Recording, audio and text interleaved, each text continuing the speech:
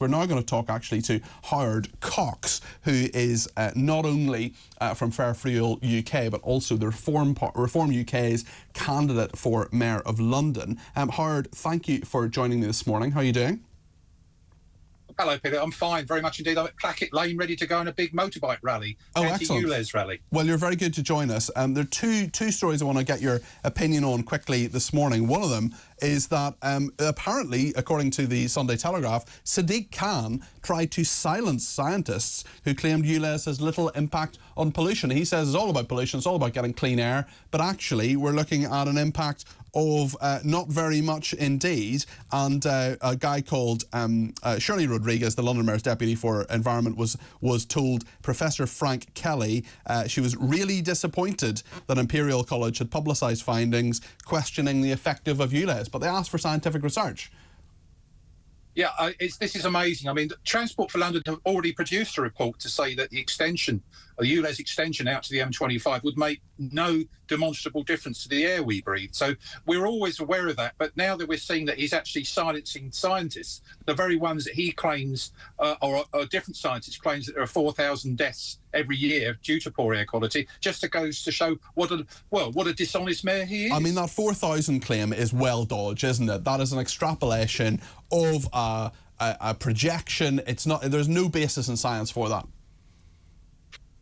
No, they're absolutely right. And what we're seeing there is actually it's a model. It's a bit like the COVID model that Professor Ferguson did. I can't remember the figure, but millions of people are going to die, but they didn't. And likewise, they just draw a straight line, use an Excel spreadsheet, and to say this is what's going to happen. And the operative word, Peter, is premature. And what we're seeing is even in a model, the premature death is a matter of a few days in the life cycle of all of us. Yeah, and we're talking about London in this, but there are lots of other parts of the country where an ultra-low emission zone is being considered or has been implemented. Andy Burnham in Manchester has decided to pause things, and Keir Starmer has done a bit of a U-turn on this. Surely you must welcome that, Howard. Absolutely, very much so. But it's only been postponed, Peter. What we've got to do is actually stop this cash-grabbing approach to, all these anti-driver policies and work on all together to try and clean up air and improve air quality using incentives for clean fuel technology and let it evolve, not through edicts or through hitting people in the pocket. I wonder if I could ask you about another story about Sadiq Khan, your rival for the mayoralty of London next year. This is a pretty astonishing story in the Mail on Sunday. White families just don't represent real Londoners, say Khan's staff guidelines. Mayor forced to withdraw advice on which photos will best promote his brand after critics label it racist and divisive. Now, there's a photo of a white family, a man and a woman who are white, and their two white children, and we're being told that this does not represent Londoners. That's demonstrably, factually not true, given that nearly half of Londoners are white families.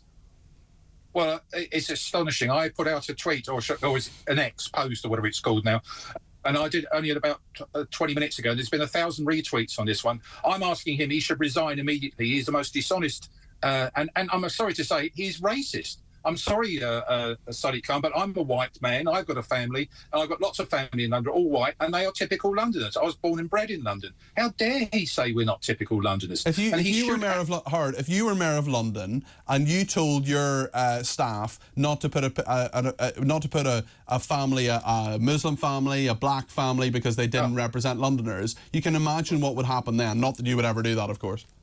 What exactly, Peter? I mean, this is ridiculous. Londoners are Londoners, as simple as that. It's nothing to do with their race, their creed, their gender, anything like that whatsoever. This is disgusting, and he doesn't deserve to be in politics whatsoever. And I hope Keir Starmer says to him, right, we're going to suspend you from the Labour Party. Yeah, well, listen, he's now taken it down, apparently, and this is the Mayor of London who's managed to say that things are relevant and appropriate and are not relevant and appropriate and don't represent real Londoners if they are a white family. Very, very interesting stuff. Howard, thank you very much. Good luck with your rally. It'll be an interesting one. Thanks for joining us at short notice.